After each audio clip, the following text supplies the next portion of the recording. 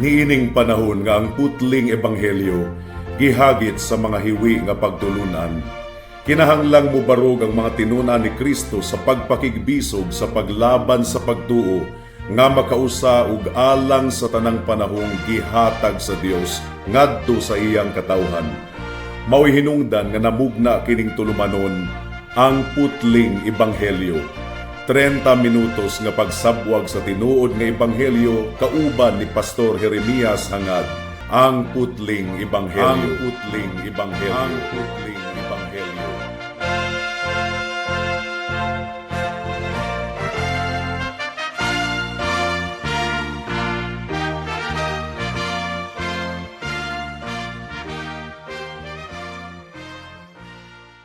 Special greetings sa tanang mga regular nga tigpaminawan sa atong panagsibya dinhi sa kahanginan ug espesyal usab nga pagpanimbaya sa akong 97 years old nga lolo nga si Lolo Isabelo Lauri Sr. ug sa akong 75 years old nga nanay nga si Nanay Kunsing nga naminaw karon. Alang sa pagpamalandong sa pulong sa Ginoo niining taknaa, please turn with me to Romans chapter 8 verse 32. Ang giingon dinhi: siya nga wala nagpahiling kawas sa iyang kaugalingong anak, kundili nagtugyan kaniya alang kanatong tanan. Sa unsang paagi dili usab niya ihatag kanato ang tanang mga butang uban kaniya. May the Lord bless the proclamation of His word at this moment.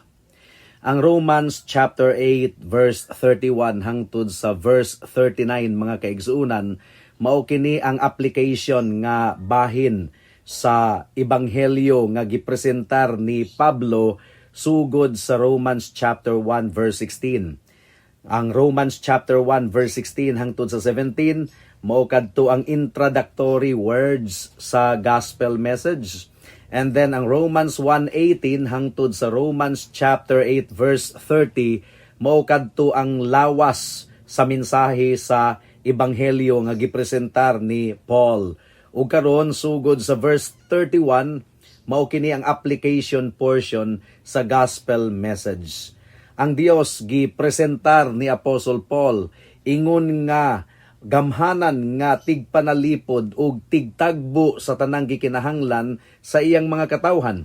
Ang giingon sa Romans chapter 8 verse 31 nga atong gipamalandungan ni adtong miaging semana, ang giingon dinhi, nan unsa man ang atong masulti ni ining mga butanga, kung dapig kanato ang Dios, kinsa ang makahimo sa pagpakigbatok kanato. Ang buot ipasabot niini, kung ang Dios adunay tumong og katuyuan, kung iya nang gibungat ang dagko kayo nga mga saad, kung kining tanang mga butanga tinuod, aduna bay gahom ang Dios sa pagtapos niini, sa pagkumpleto niini, taliwala sa mga kaaway nga nagtinguha sa paglaglag kanato. Ang kamatuoran nagpabilin nga wala gayoy makapildi sa tanang mga katawhan sa Dios. Apan unsa man ang garantiya mga kaigsuunan nga kita magmadaugon? Well, sa verse 32 atong makita ang pinakalabaw nga hinungdan niini nga mga panalangin. Ang giingon sa atong bersikulo once again, siya nga wala nagpahiling kawas sa iyang kaugalingong anak, kundili nagtugyan kaniya alang kanatong tanan. Sa unsang paagi dili usab niya ihatag kanato ang tanang mga butang uban kaniya. Gisugo, gipadala sa Dios ang iyang bugtong anak aron mahimong garantiya sa atong kaluwasan. Mao kini ang gipasabot sa Hebrews chapter 7 verse 22. Ang giingon dinhi, kini naghimo kang Jesus nga garantiya sa mas maayong pakigsaad. So niining taknaa mga kaigsunan, atong tan-awon kining maanindot kayo nga kamatuoran, ang kahimayaan or ang himaya sa gugma sa Dios. Ug adunay tulo ka bahin ang atong pagpamalandong niining taknaa, hinaot nga tabangan kita sa Dios sa atong pagpadayon. Ang unang punto, extravagant unconditional love. Ang buot ipasabot ni ining extravagant, hilabihan gayud kayo kaing grande mga kaigsuunan. Gugma sa Dios nga walay kondisyon.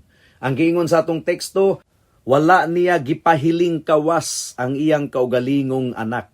So mao kini ang pinaka-chief, pinaka-ultimo nga pagpamatuod nga ang Dios dapi gayud kanato. Mao kini ang pinakadakong exhibition or pagpasundayag sa gugma sa Dios nga ri kanato iyang gi-provide, iyang gihatag ang iyang bugtong anak, ingon nga kapuli, ingon nga substitute, ingon nga sacrifice. Alang kanato gipakita sa Dios ang iyang pinakadakong provision alang sa atong mga gikinahanglan. Bisan pa og gitagna na kini o gianinuhan o gi-foreshadow sa Genesis chapter 22 diin si Abraham nakasinati sa realidad nga ang Dios Jehovah Jireh, ang pasabot ni ining Jehovah Jireh, mutagbo siya sa gikinahanglan sa iyang mga katawhan. Nagtagbo ang Dios og kordero didto sa sampinitan nga muoy gihalad isip kapuli kang Isaak. Gumikan kay gisugo sa Dios nga si Isaak unta ang ihalad, ingon nga halad nga sinunog didto sa bukid sa Moriah.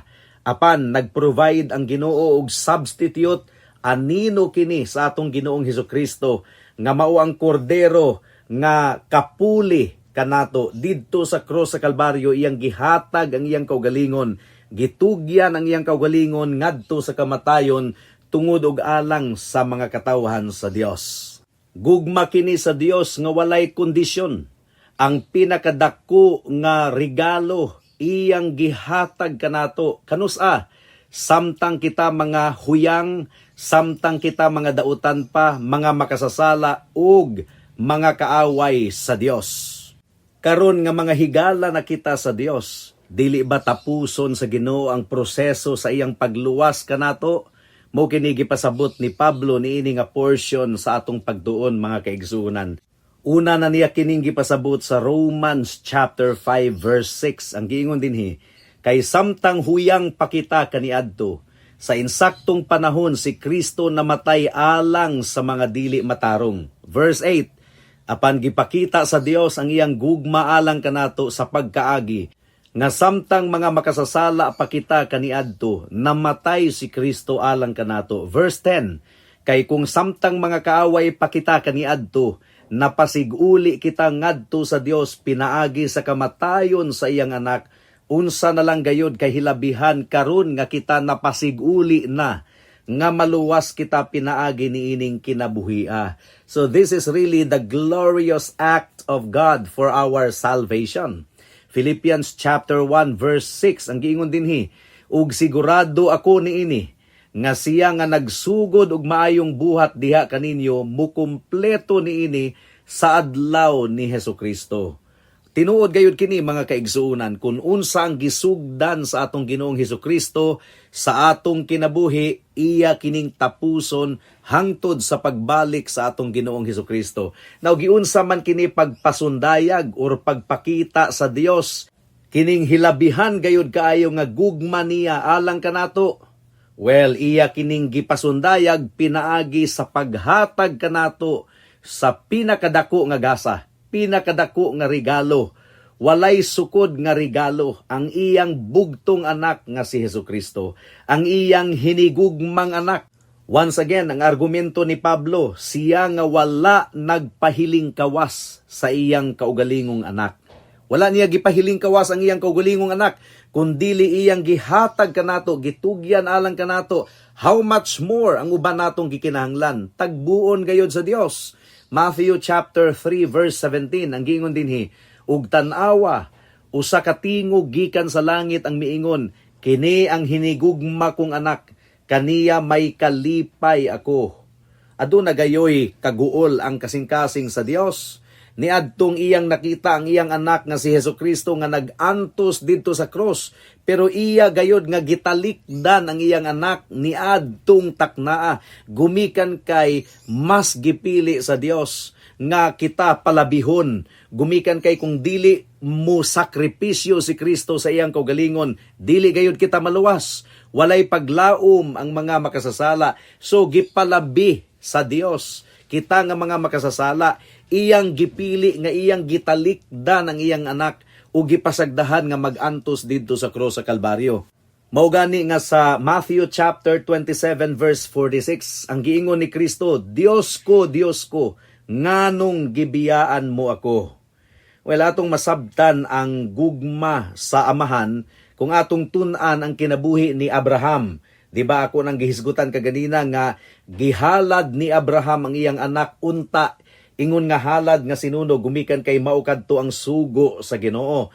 Genesis chapter 22 verse 2 hangtod sa verse 4. Ang giingon dinhi, miingon siya, dad-a ang imong anak, ang imong bugtong anak nga si Isaac, nga imong gihigugma ug adto sa yuta sa muraya, ug ihalad siya didto ingon nga halad nga sinunog ibabaw sa usa sa mga bukid nga akong isulti kanimo. Busa mibangon si Abraham sa sayo sa kabuntagon, gimunturahan ang iyang asno o gikuyog ang duha sa iyang batanong mga kalalakihan ug ang iyang anak nga si Isaac, ug mibugha siya og kahoy nga isugnod alang sa halad nga sinunog, ug mibarog ug miadto sa dapit nga gisulti sa Dios kaniya. Sa ikatulo nga adlaw giyahat ni Abraham ang iyang mga mata ug nakita niya ang dapit gikan sa layo. So, sulod sa tulo ka adlaw, si Abraham nagbaktas kauban sa iyang anak nga si Isaac. Sakit gayud kadto sa iyang kasing-kasing. Gumikan kay nasayod siya kung unsa ang mahitabo after 3 days. Nga iya nang ihalad si Isaac ingon nga halad nga sinunog ang iyang bugtong anak, ang iyang hinigugmang anak. Mao kadto ang gibati ni Abraham at that point. Ug sa dihang giisa na ni Abraham ang kutsilyo or ang sundang. Akong ma-imagine mga kaigsuunan nga nagpangurog ang iyang mga kamot.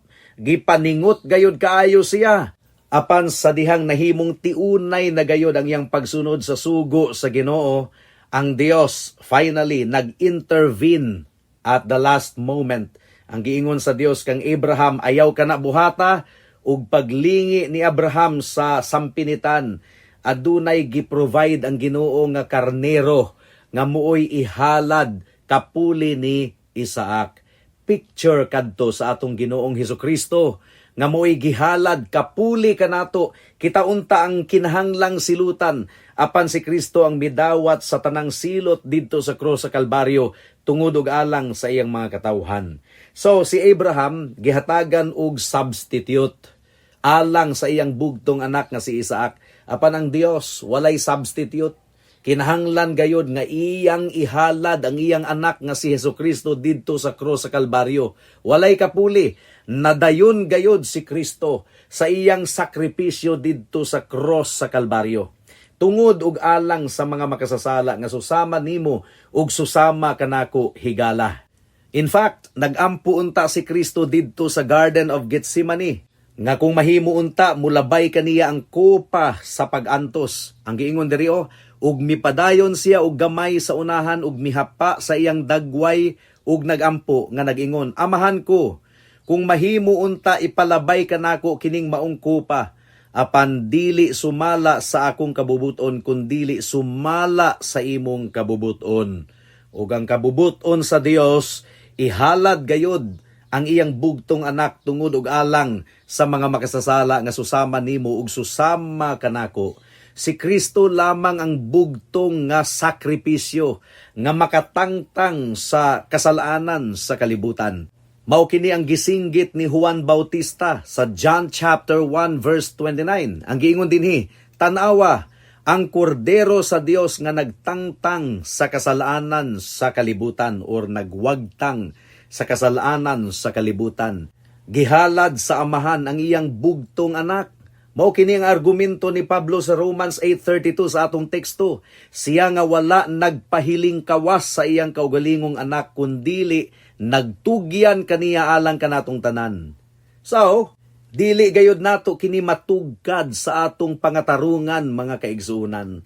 Dili gayud nato kini masabdan ang maambong nga Dios, ang bugtong anak sa atong Dios nga si Hesukristo, ang walay sala nga Ginoo, gitugyan didto sa cross tungod og alang sa mga rebuilding nga mga makasasala. And this is part of the work of evangelism nga ato gayong ipasabot sa mga katawhan ang naghilabi gayod nga gugma sa Dios sa iyang paghatag sa iyang bugtong anak nga si Hesukristo. Mao kini ang kinaiyahan sa kinabuhing Kristohanon nga ato gayud nga pamalandungan kanunay ang hilabihan gayud kadako nga gugma sa Dios alang sa mga makasasala nga susama kanimo ug susama kanako diha sa atong Ginoong Hesukristo.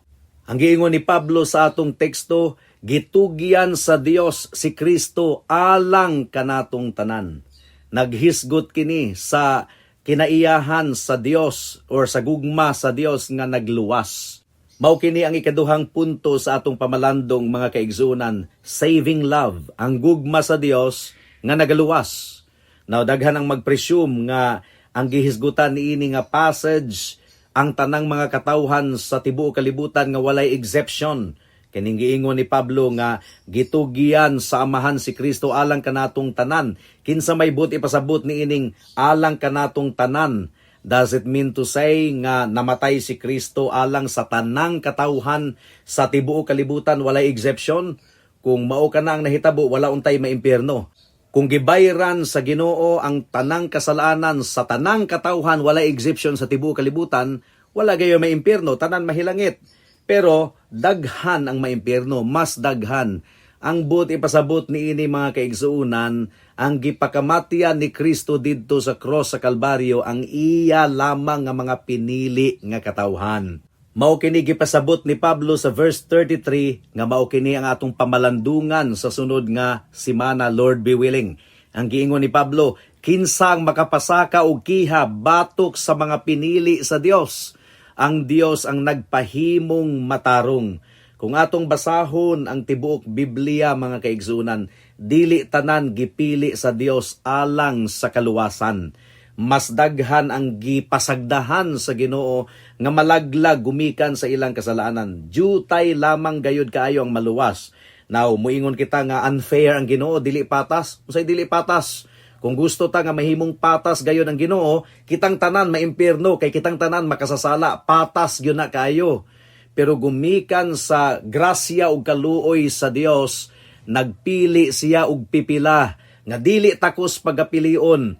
Nagpili siya alang sa kaluwasan ug alang kanila giula ni Kristo ang iyang dugo didto sa cross sa Kalbaryo. Ang ilang sala gibayaran ni Kristo sa kinatibuk-an gayod ug gumikan kay gibayaran na ang ilang sala, dili na sila malaglag pa kundili adunay kinabuhing walay katapusan.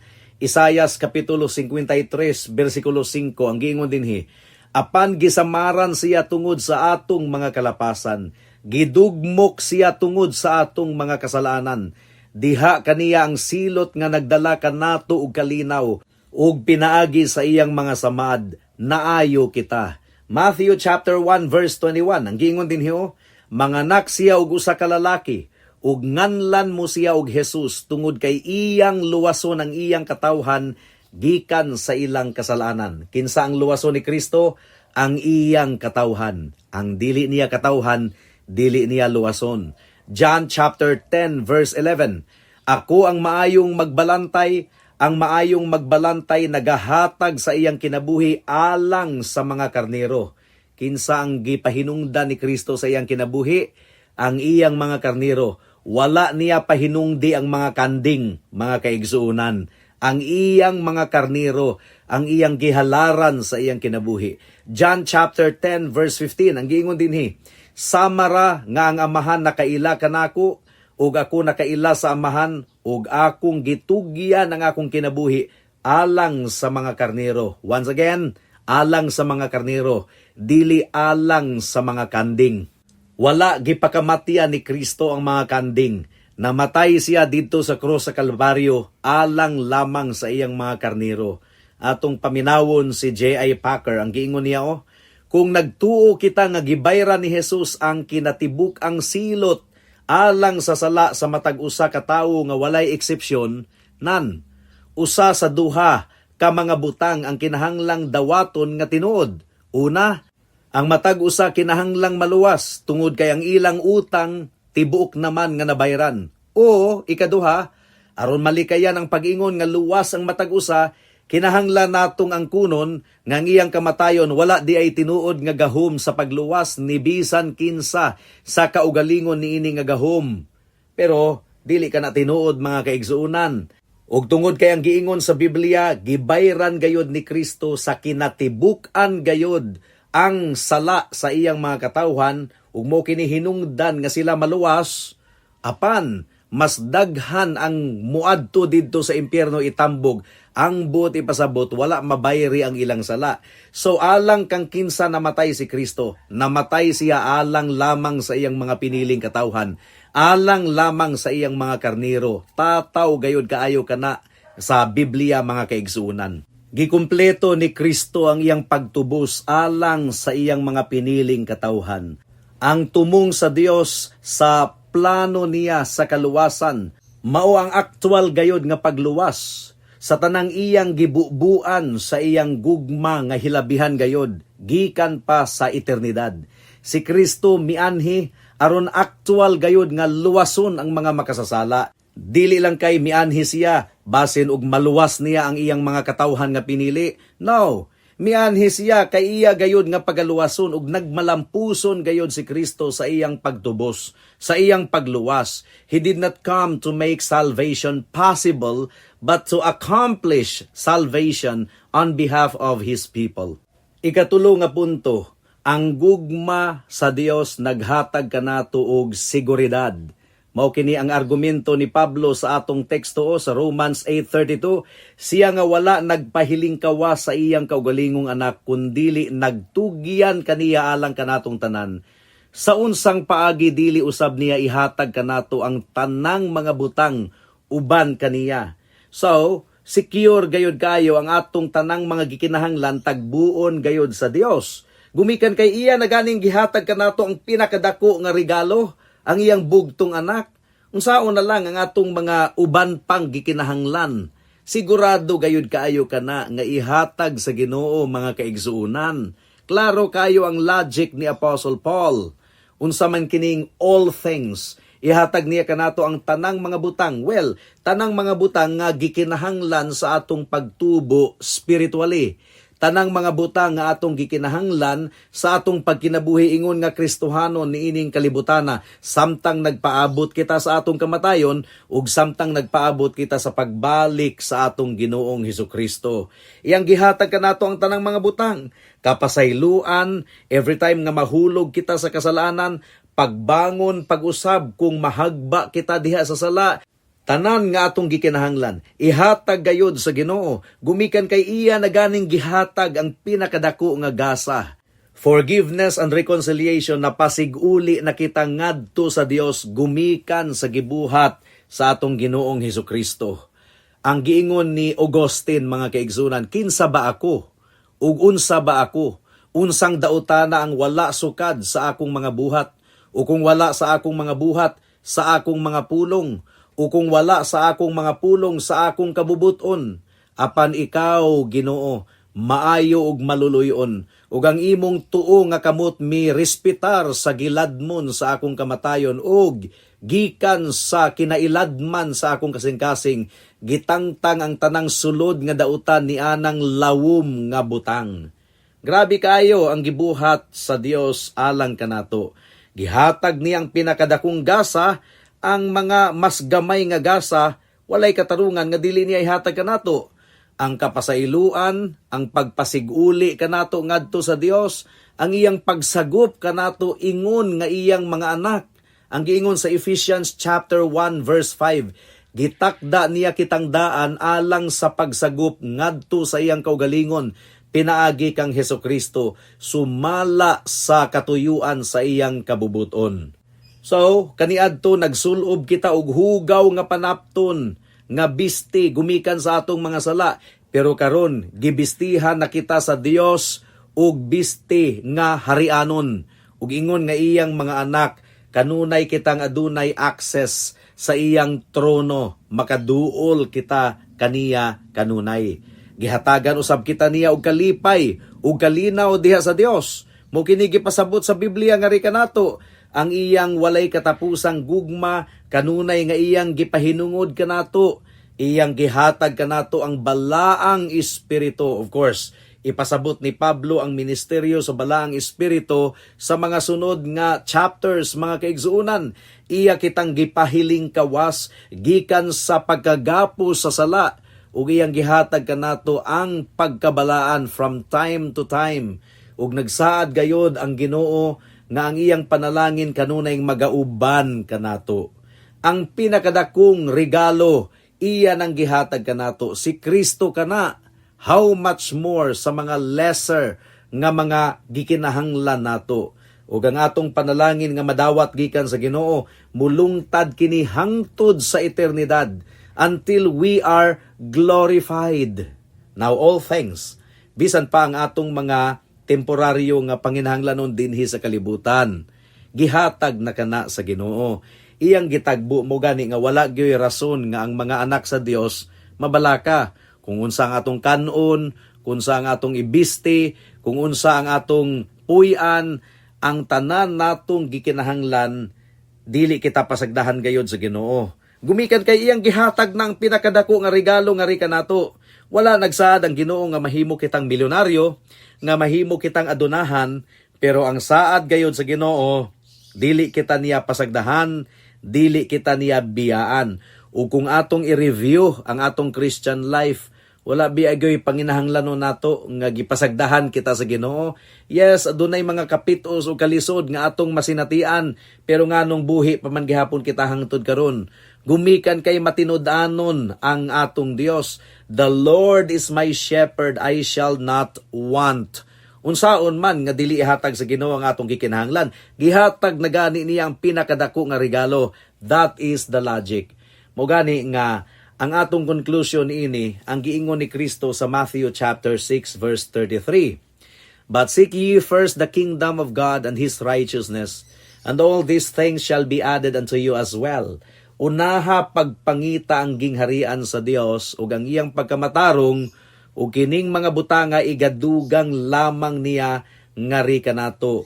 Higala, ikaw nga ang imong hunahuna ug kasing-kasing naara gayud sa kwarta, naara gayud sa mga bahandi nining kalibutana, wala kay pakabana sa imong kalag, wala kay pakabana sa gingharian sa Dios ug sa iyang pagkamatarong.